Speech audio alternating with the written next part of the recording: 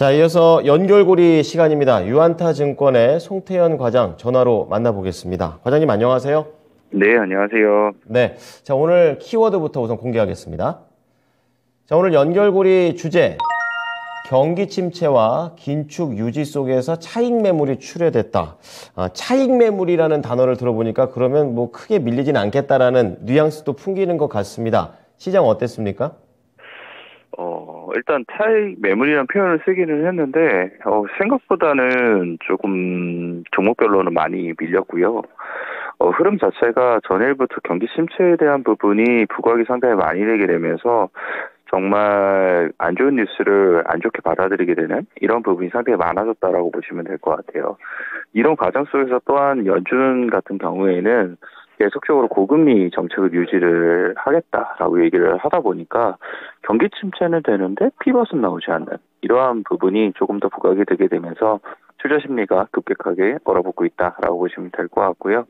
일단은 현재까지는 다시 한 번 더 정말 이 지수가 전저점을 깨고 내려가느냐 이런 부분을 걱정을 하는 것보다는 일단 차익 매물의 과정을 소화를 하게 되면서 여기서부터 다시 한 번 더 다른 새로운 모멘텀을 찾아가는 이러한 이제 시장으로 전개가 되지 않을까라고 아직까지는 저는 생각을 하고 있어서 일단 이러한 차익 매물이라는 이런 표현을 썼다라고 보시면 될 것 같고요. 관련된 내용을 보다 좀 더 자세하게 말씀을 드리도록 하겠습니다. 먼저 이제 경기 침체에 관련해서 말씀을 드리게 되면은 목요일 시장에서도 사실 좋지 못했었어요.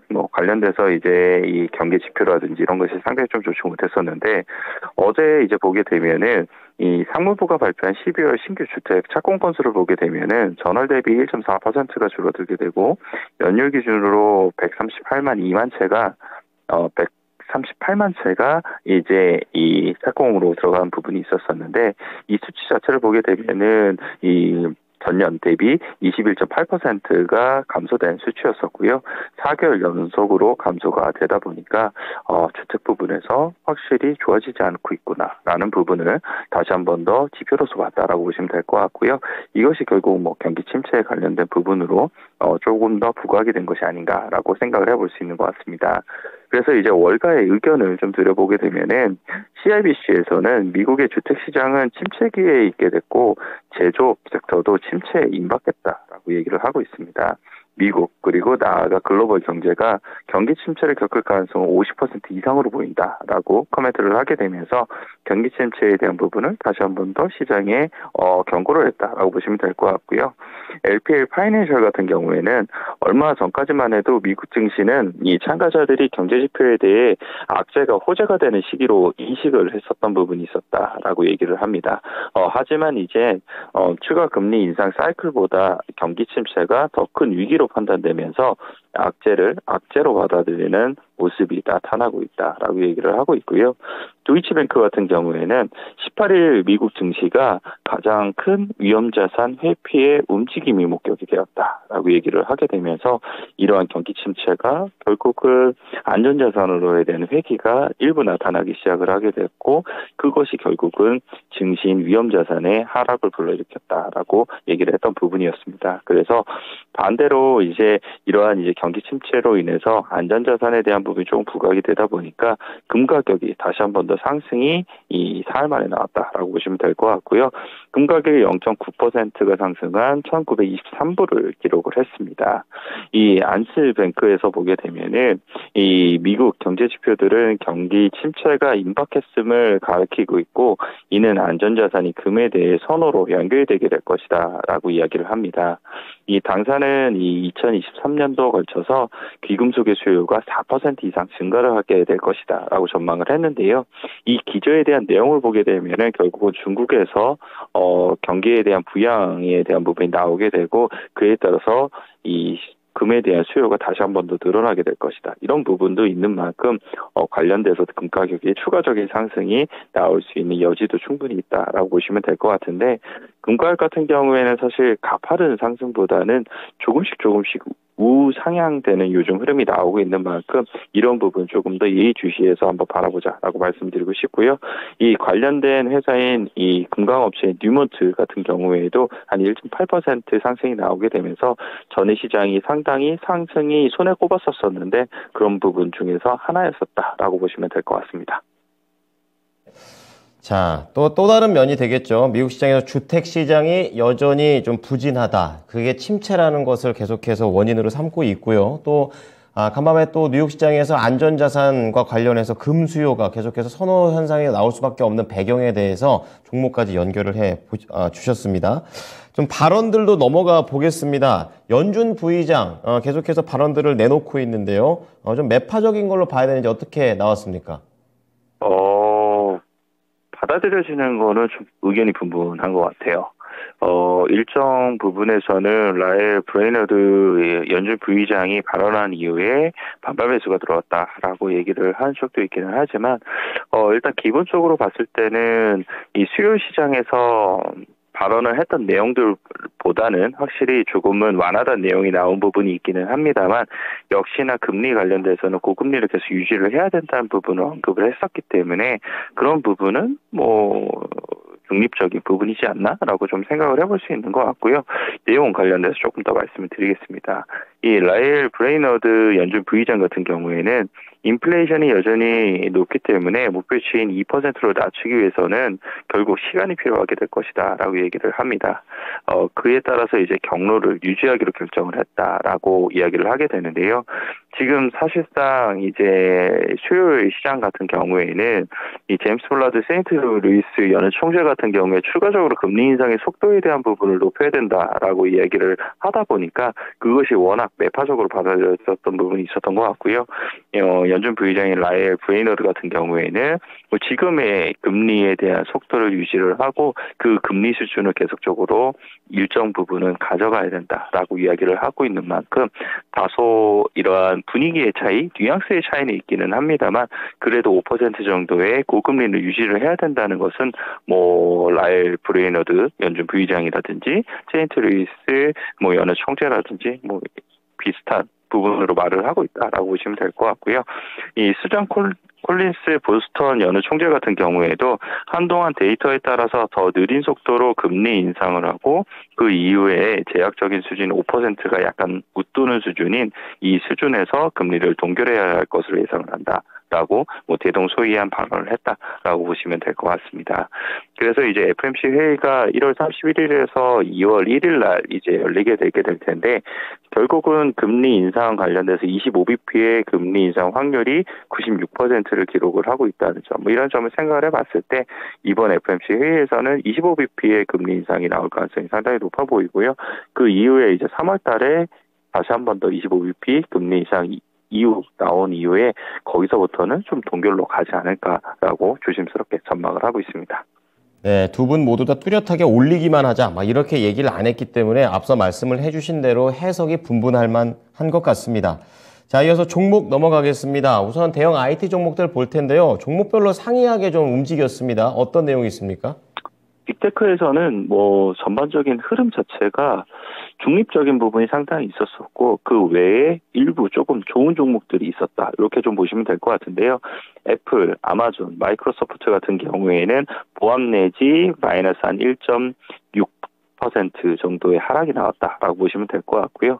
반대로 이제 알파벳이라든지 아니면 메타 같은 경우에는 2% 넘는 상승세가 나오게 됐었는데 그 이유를 이제 보게 되면은 광고 대행 업체인 이제 에스포 캐피탈에서 중국 기업들의 활동이 활발해지고 있고 그리고 글로벌 디지털 광고 시장에서 가장 큰 점유율을 차지하고 있는 메타와 알파벳은 결국 중국 기업들이 중국 외 지역에서 광고를 전개하면서 가장 먼저 찾게 될 두 기업이 될 수 있다라고 이야기를 하고 있습니다. 그리고 역사적으로도 보게 되면은 중국 기업들의 광고 확대가 메타 실적에 유의미하게 기여했던 바가 있다라고 이야기를 하다 보니까 이 두 업체 같은 경우에는 빅테크 중에서 2%의 상승세를 보였다라고 보시면 될 것 같고요. 또 하나의 빅테크 기업 중에 하나인 넷플릭스 같은 경우에는 장 중에는 사실 좋지는 못했습니다. 3% 정도의 하락세가 나왔던 부분이 있었었는데 이제 장 마감을 하고 실적 발표한 이후에 시간의 시장에서 상승폭을 키워나가는 부분이 있게 되는데요. 현재는 한 6.8% 정도의 상승이 나오고 있습니다.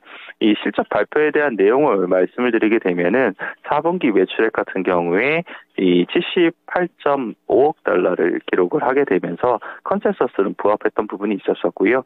EPS 같은 경우에는 12센트를 기록을 하게 되면서 컨센서스인 45센트 대비 낮은 수치를 이제 제시를 한 부분이 있기는 하지만 넷플릭스 같은 경우에는 사실상 실적보다 신규 가입자 수에 보다 더 포커스가 맞춰져 있다 보니까 신규 가입자 수가 컨센서스인 457만보다 훨씬 많은 766만을 기록을 하게 되면서 이 부분에 보다 더 많은 포커스가 맞춰져 있다라고 보시면 될 것 같습니다. 그래서 12월 말 기준으로 보게 되면은 글로벌 회원이 2억 3,100만 명을 기록을 했다라고 언급을 했던 부분도 있었었고요. 뭐 관련돼서 웹드라마인 웬즈데이라든지 아니면 다큐멘터리인 해리와 메건 등의 신규 콘텐츠가 선전을 했기 때문에 많은 신규 가입자가 늘어났다라고 코멘트가 나왔던 부분이 있었습니다. 그래서 관련돼서 콘텐츠 관련된 부분이 이런 신규 가입자에 대한 증가라든지 이런 부분으로 충분히 이어질 수 있다는 점, 뭐 이런 점을 생각을 해봤을 때 국내 콘텐츠 제작업체들이 오늘 주가 흐름이 상당히 기대해 볼 수 있는 부분이 생기지 않나라고 판단을 해볼 수 있는 것 같고요. 뭐 관련돼서는 오늘 뭐 관심 있게 보셔야 되지 않을까라고 생각을 해볼 수 있는 것 같습니다. 자, 앞서 의견 좀 다릅니다. 넷플릭스와 관련해서는 국내하고도 연결해 볼만하다라고 좀 말씀을 해 주셨네요. 자, 이어서 반도체 보겠습니다. 전반적으로 다 부진했는데 마이크로는 그나마 좀 선방한 것 같습니다. 어떻게 보십니까? 반도체 지수 역시 좋지 못했습니다. 필라델피아 반도체 지수가 2.8% 하락했고요. 뭐 엔비디아가 3.5%, AMD가 4%, 그리고 인텔이 1.3%, 어플라이드 머티리얼즈가 3%. 그리고 마이크론 테크놀로지가 0.27% 정도 하락을 했었는데요. 이런 부분이 사실상 반도체 종목들이 새해 들어서 상당히 상승폭이 가팔랐던 만큼 그런 부분에서 차익이 나온 것이 아닌가라고 생각을 해볼 수 있는 것 같고요. 사실상 마이크론 테크놀로지가 거의 보합권에서 마무리가 됐다는 점을 생각을 해봤을 때 국내 반도체 관련돼서 너무나 우려를 크게 가질 필요는 없지 않나라고 생각을 해볼 수 있는 것 같습니다. 그래서 뭐 관련돼서 삼성전자라든지 SK 하이닉스에 대한 주가가 오늘 급하게 빠질 가능성은 상당히 낮다라고 생각을 하고 있고요. 다만 이제 이 반도체가 이런 쉬어가는 흐름이 계속적으로 나오고 있기 때문에 이 반도체를 제외하고 그 2차 전지 부분도 사실 전기차 부분이 좋지 않았었거든요. 그런 부분을 생각을 해보게 되면은 결국 반도체와 2차 전지가 못 움직이는 시장이 되면 그 외의 섹터에서 사실상 변동성이 더욱더 확대가 되는 그러한 개별주 위주의 시장이 되지 않을까라고 생각을 하고 있습니다. 그래서 이런 부분을 좀 감안을 하시면서 매매를 하셔야 되지 않을까라고 생각을 해볼 수 있는 것 같습니다. 자, 이어서 태양광 관련된 종목들도 준비를 해 주셨습니다. 전반적으로 좀 크게 밀렸었는데요. 뭐 어떤 악재가 있었나요? 사실 악재를 제가 많이 좀 찾아봤었는데요. 이유가 나온 게 없습니다. 그래서 제가 개인적으로 생각을 했을 때는 역시나 태양광 관련된 섹터 그리고 수소 관련된 섹터가 전반적으로 다 밀렸다는 것이 요 근래에 강하게 올라왔던 섹터들이었었고 거기에 따른 차익이 조금 더 강하게 나온 것이 아닌가라고 판단을 해볼 수 있는 것 같습니다. 이 태양광 ETF인 이 TAN 같은 경우에도 4.5% 정도의 하락이 나오게 됐고요. 썬런이 10%, 솔라에지 테크놀로지가 10%, 파워스트 솔라가 7%의 하락이 나오게 되면서 전반적으로 좀 좋지 못했던 부분이었었고 시킹알파에서는 작년 10월 이후에 가장 큰 일간 낙폭 기록을 했다라고 언급을 하게 되면서 태양광 관련해서 갑작스럽게 이 변화된 시황이 없는데 조금 강한 이런 하락이 나온 것이 아닌가라고 좀 생각을 해볼 수 있는 것 같고요. 그 외에도 이제 보게 되면은 사실 성장형 섹터로 많은 부분 올라왔던 것이 이제 메타버스 관련된 종목들도 상당히 강했던 부분이 있었었고, 제가 얼마 전에 로블록스의 12월 실적 관련돼서 호실적이 나오게 되면서 올라갔었던 부분이 있었다라고 말씀을 드렸었는데, 어제 시장을 보게 되면은 로블록스가 다시 한 번 더 6% 넘는 하락이 나왔습니다.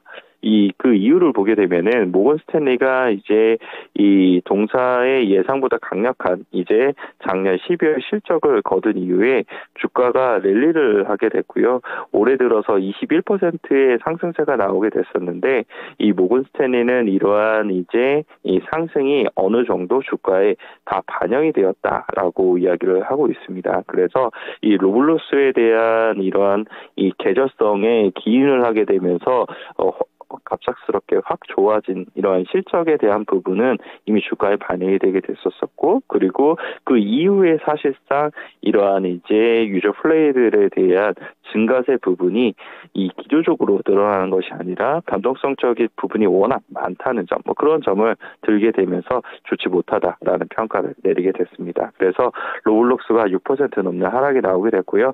그 외에도 메타버스 관련된 종목인 메타포트 같은 경우에도 한 4.6%의 하락, 그리고 유니티 소프트웨어 같은 경우에도 5.8%의 하락이 나오게 되면서 전반적으로 좀 좋지 못했던 흐름이 있었었고, 그리고 기술주 관련돼서도 전반적으로 다 차익이 나오게 되면서 하락폭이 컸었다라고 보시면 될 것 같습니다.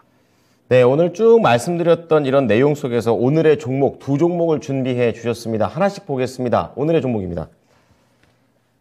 자, 엘컴텍 금이고요. 스튜디오 드래곤 콘텐츠입니다. 엘컴텍부터 좀 짧게 들어보겠습니다. 네, 사실 엘컴텍 말씀을 드리는 거는 금 가격이 계속적으로 상승이 나오고 있기 때문에 관련돼서 한번 지켜보자라고 말씀을 드리는 겁니다. 엘컴텍이 금이 매장된 광고에 탐사권을 보유를 하고 있어서 관련된 이슈가 나올 때마다 가장 베타 개수가 높게 움직였던 종목이다라고 보시면 될 것 같고요. 다만 이제 이 엘컴텍이 보다 더 강하게 움직이기 위해서는 시장의 흐름이 별로 좋지 못할 때 움직일 가능성이 상당히 높습니다. 이 지금 금 가격이 올라가는 원인 자체가 경기 침체가 이루어지게 되면은 안전자산이 금 가격이 상승이 된다, 이러한 이제 논리로 움직이기 때문에 시장 하락이 나오게 될 경우에 이제 상승이 나올 가능성이 상당히 높다라고 보시면 될 것 같고요. 오늘 시장이 저는 개인적으로 추가적인 상승이 나올 걸로 예상이 되고 있기는 하지만 제 이제 의견과 다르게 다시 하락 쪽으로 가게 되면은 엘컴텍 우리 관심 있게 한번 봐보자라고 말씀드리고 싶고요. 나머지 한 종목인 스튜디오 드래곤 같은 경우에는 이 넷플릭스의 실적에 대한 부분, 그리고 콘텐츠를 통해서 이 가입자가 많이 늘어난 부분을 생각을 해봤을 때는 국내에서 가장 최다로 콘텐츠를 제작하고 있는 이 스튜디오 드래곤이 이런 부분에 있어서 수혜를 볼 수 있지 않을까라고 생각을 해볼 수 있는 것 같습니다. 다만 이제 4분기 실적 관련돼서 컨센서스를 하회를 할 것으로 전망이 되고 있는 만큼 이런 부분을 한번 지켜봐야 된다라고 말씀드리고 싶고요. 23년도에 대한 실적에 대한 부분 자체가 영업이익이 35% 이상 증가가 될 것으로 전망이 되고 있거든요. 그런 부분은 결국은 이제 이 포커스 자체가 4분기 실적에 포커스가 맞춰지느냐, 아니면 2023년도 실적에 포커스가 맞춰지느냐, 이 부분에 따라서 상당히 의견이 달라질 수 있다는 것을 말씀을 드릴 수가 있을 것 같습니다. 그래서 저 같은 경우에는 이제 2023년도 실적을 전반적으로 바라봐야 된다라고 생각을 하고 있는 입장이기 때문에 저는 스튜디오 드래곤이 상승이 나올 가능성이 상당히 높아 보이고요. 주요 콘텐츠 라인업인 더글로리 파트 2라든지 아니면 반가워 전쟁 활동, 경성 크러쉬, 이러한 이제 관련된 라인업들이 계속적으로 나올 수 있는 만큼 그런 부분 우리가 관심 있게 좀 지켜보셨으면 좋을 것 같고요. 중국의 OTT 관련돼서도 한국의 콘텐츠가 방영이 계속적으로 되고 있다는 점, 이런 점이 결국은 센티멘트를 긍정적으로 만들게 되면서 주가를 상승시킬 가능성이 상당히 높아 보입니다. 자, 오늘 내용 잘 참고하겠습니다. 한 주 동안 고생 많으셨습니다. 네, 감사합니다. 자, 연결고리의 유한타증권 송태현 과장이었습니다. 네, 지금까지 투자 판단에 도움이 될 수 있는 정보를 제공해 드렸습니다. 하지만 특정 종목의 상승과 하락을 보장하지는 않으니까요. 이 부분 참고해 주시기 바랍니다. 금요일장 기분 좋게 시작하십시오. 고맙습니다.